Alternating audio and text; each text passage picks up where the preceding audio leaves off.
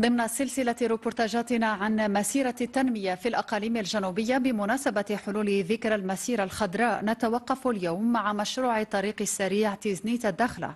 المشروع الذي يمتد على طول أزيد من 1200 كيلومتر سيساهم في تحسين البنية الطرقية وتحسين ظروف السياقة، فضلا عن مساهمته في الرفع من جودة اللوجستيك. أبرز مزايا هذه الطريق في روبورتاج ليوسف ويشو وزهير هنان من العيون. على هذا الشكل أصبح هذا المقطع الطرقي المتواجد على الطريق الوطنية رقم 1 الرابطة بين العيون وبوجدور، بعدما خضع للتوسعة إلى 9 أمتار في إطار مشروع الطريق السريع تيزنيت الداخلة بطول يزيد عن 1200 كيلومتر. المشروع سيمكن من مستعملي هذه الطريق من ربح الوقت والسياقة في ظروف آمنة.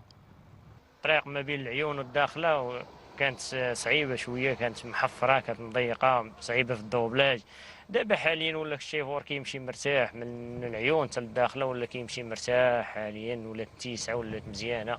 في الأول سيدي كانت الطريق مكرسة فيها الحفاري وداك الشيء، ودابا الحمد لله مزيان، دابا فيها ضفة مزيان، غتقاد مزيان إن شاء الله الرحمن الرحيم. الطريق المزدوج اللي صراحه اللي غادي يساعد في تحسين البنيه التحتيه ديال الطريق، ثانيا غادي يساعد حتى مستعملي الطريق اللي غادي يلقاو في الارتياح ديالهم اثناء استعمالهم الطريق، لانه كما كتعرفوا قبل هذا المشروع اللي باقي ساري دابا كانت كتعرف هذه الطريق عده حوادث مميته وعده حوادث خطيره.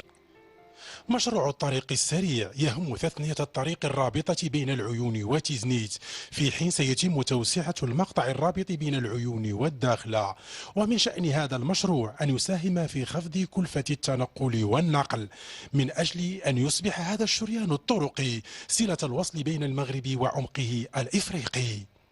بصفة إجمالية يمكن نقول أنه تقدم الأشغال بصفة إجمالية يبلغ حاليا 33% بصفة إجمالية. هناك بعض المقاطع اللي انتهت بها الأشغال بين العيون والداخلة، وكذلك الأشغال تتفاوت من مقطع إلى آخر، لأن هناك كذلك مقاطع اللي كتمر من مناطق جبلية صعبة كتطلب يعني تتريب.